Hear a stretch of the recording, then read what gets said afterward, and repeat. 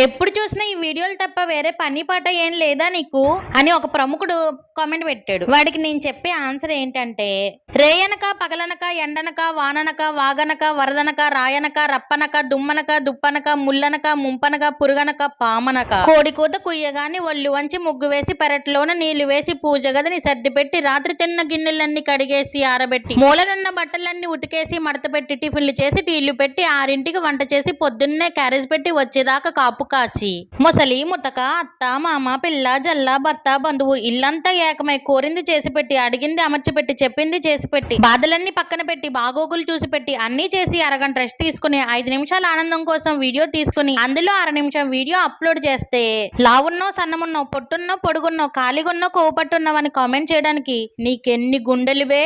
హమ్మైసా dialogue ఎలా ఉందో comment చేయండి. సరే గాని సబ్స్క్రైబ్ చేసుకోవడం మర్చిపోకండి. ఉంటాను.